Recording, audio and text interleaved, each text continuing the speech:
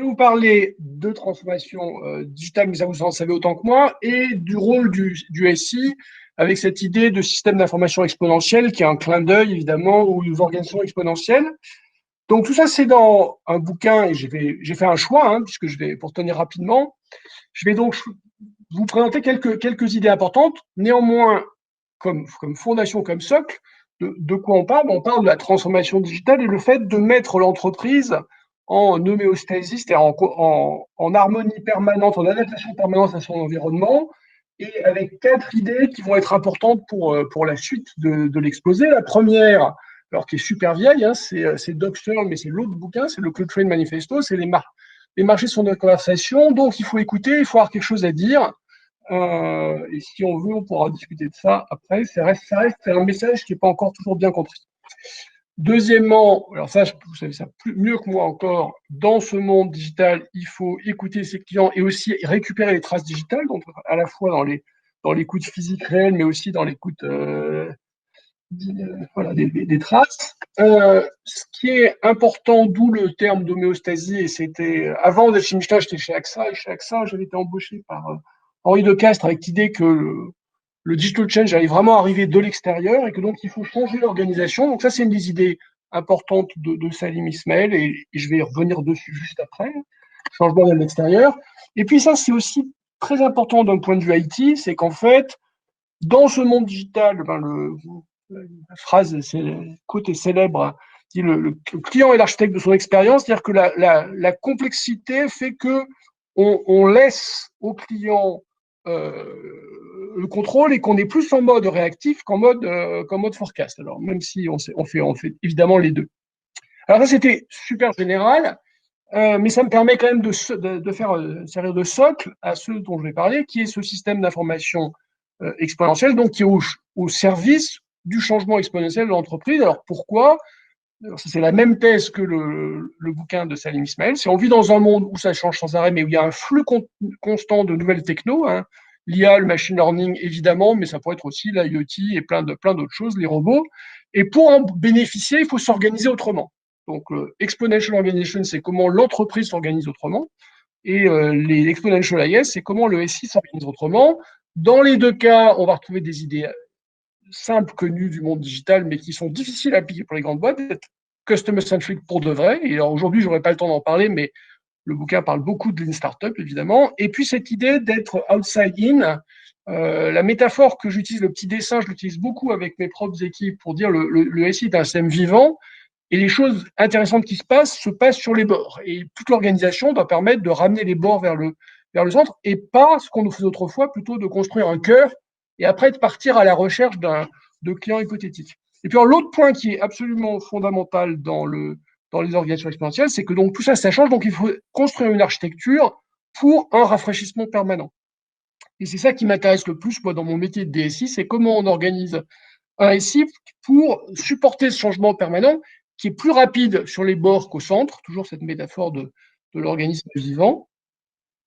Et puis, une dernière idée piquée à Nassim Taleb, mais qui s'applique très très bien au monde digital. Moi, mon expérience, pour ceux qui ne me connaissent pas du tout, j'ai fait pas mal d'années à Bouygues Télécom avant ce court passage chez AXA. Donc, j'ai développé pas mal de plateformes digitales sous toutes leurs formes. Et ma conviction est que finalement, les plateformes qui ont du succès, elles croissent de manière antifragile, c'est-à-dire qu'elles sont en choc permanent avec l'environnement et l'environnement les renforce, les chocs les renforcent, par opposition à un truc fragile où les chocs cassent l'objet. Alors, je vous ai dit, le but, c'est d'absorber des flux d'innovation exponentielle, machine learning, IA, etc. Donc, première idée, ce flux vient de l'extérieur. Donc, ce qu'il faut, c'est que le socle IT ou technique ou digital qui va supporter ça, il soit AI-friendly, donc en fait, qu'il soit à jour, qu'il soit capable d'absorber, d'intégrer, de récupérer, de se brancher sur les bonnes API, de faire tourner les bons open source. Donc, il y a une notion, effectivement, d'avoir cette pile à jour parce que la vitesse d'absorption de nouvelles techno, elle dépend profondément du niveau de modernité du système d'information. La petite pyramide là que j'ai piquée sur le rapport sur l'IA de l'Académie des Technos dit des choses assez simples. Donc au centre, il faut avoir quelque chose à jour, mais ça s'appuie évidemment sur la disponibilité de données et de training sets. Donc ça, j'insiste pas, c'est hyper connu. Et tout ça au service d'une approche d'innovation complètement distribuée, parce que il y a des opportunités absolument partout et elles doivent être collectées localement. C'est ce qu'on fait chez Michelin. Si vous me posez des questions, je vous raconterai. Au-dessus, la seule chose qui mérite d'être insistée, il y a une évidence qui est qu'il faut de la persévérance parce qu'en fait, pour être bon, il faut être compétent et pour être compétent, ben, il faut apprendre en faisant. Ce qui est intéressant, c'est l'aspect data science qui, pour moi, est vraiment associé non pas au fait de savoir faire, parce que c'est très facile de faire des choses, mais faire des choses robustes et significatives. Et c'est là où il y a où avoir un peu de connaissances en stats et en sciences est utile. Alors, un des trucs qui nous a frappé et qui est aussi bien exprimé dans le bouquin Human plus Machine, alors je dis nous a frappé parce que quand je suis passé Michelin, je suis à l'Académie des technologies, on avait un petit groupe de travail là-dessus et on a pas mal regardé les best in class, hein, les Criteo, Google et plein d'autres, et Facebook. C'est le côté boucle continue. Alors, j'ai pas le temps, donc je vous raconte, j'en dis pas plus. C'est un teaser. Euh, pour faire de l'IA, je l'ai dit, il faut de la data. Et de toute façon, cette idée de système d'info exponentiel ou même d'entreprise exponentielle, c'est basé sur la bonne exploitation des flux de données.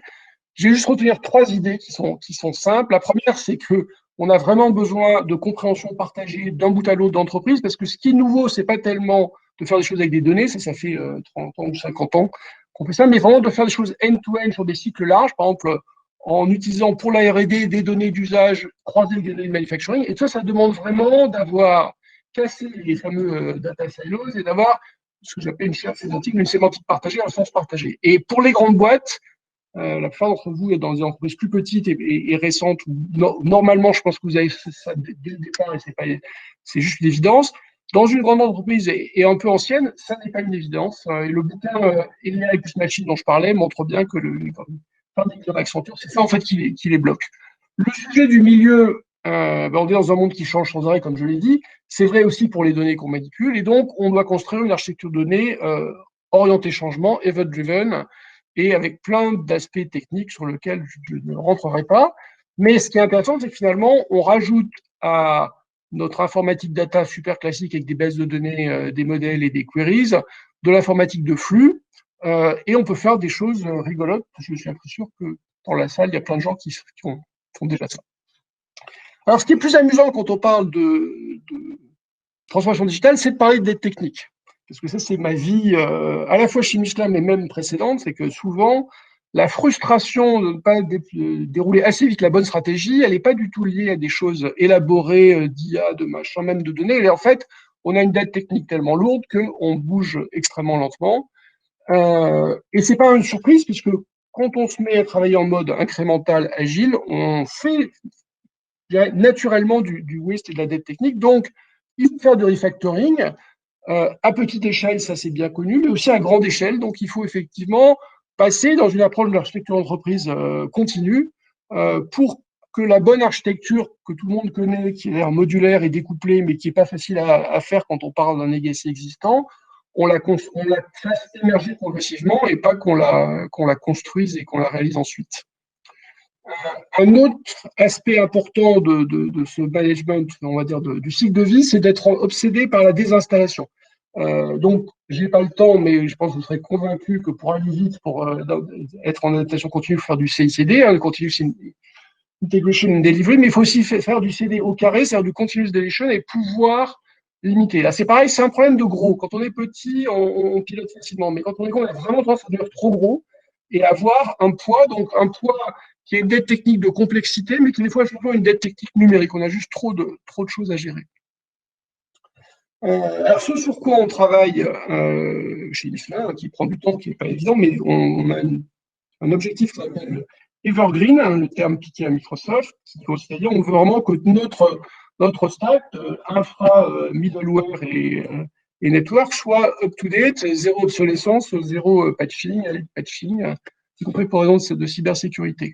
Pour fabriquer tout ça, on a une culture de développement, je pourrais dire, qui est lean agile, mais alors L'intérêt de l'approche Lean Software Factory, qui est le résultat de plusieurs cycles de construction, alors je ne vais pas rentrer dans le dessin qui est compliqué, vous allez retrouver finalement tous les ingrédients auxquels vous devriez vous attendre, hein, depuis l'agile, un peu de Lean pour ajouter une dimension un peu plus systémique, le CICD parce qu'à un moment, il faut aller vite et donc il faut être outillé, il faut avoir tous les outils, et puis le fait de boucler la boucle dans un vide de DevOps, ou autrement dit, une approche produit, qui est probablement en ce moment la transformation la plus importante.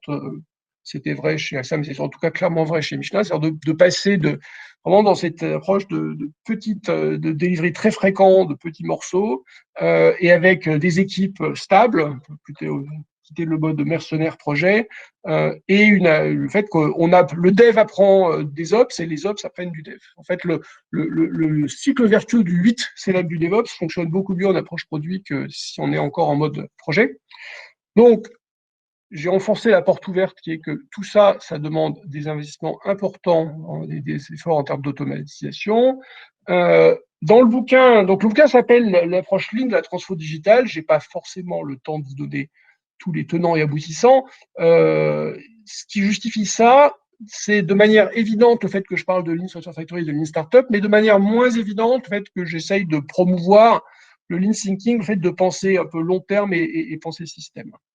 Voilà. Et alors après, si j'avais plus de temps, je pourrais expliquer en quoi la culture Lean, je dirais, bien faire du premier coup, enrichit l'approche agile et les deux se regroupent. Mais il y a une autre façon de le dire, qui est peut-être plus directe et encore plus évidente, qui est vraiment de dire au cœur de ce Lean Software Factory, c'est l'amour du code qui compte et l'ambition de software craftsmanship, c'est-à-dire de faire du code de manière élégante, de manière la plus partageable et propre possible. Et c'est à la fois au niveau du code et c'est aussi à la fois du système engineering. Là, j'ai cité le livre de Richard Sheridan que j'adore, qui s'appelle Joy. J'aurais pu citer d'autres bouquins. Ce qu'on a développé chez AXA qui marche bien et que j'essaye de rapatrier chez Michelin, c'est ces idées de show and share. Donc là, vous avez une photo de hackathon, mais dans le show and share, finalement, on rajoute une dimension où chacun, c'est un peer review on stéroïde, hein, avec plus que la taille habituelle. Tout ça pour développer cette culture d'amour du code qui est probablement présente chez la moitié d'entre vous qui sont des petites équipes, mais qui dans les grandes boîtes françaises que je connais en tout cas est un vrai enjeu. C'est-à-dire que je considère qu'à la fin, je vais piquer à Arnaud Lemaire une excellente formule qui dit qu'un système agile, c'est pas de faire des post-it, c'est d'avoir du code qu'on a plaisir à modifier.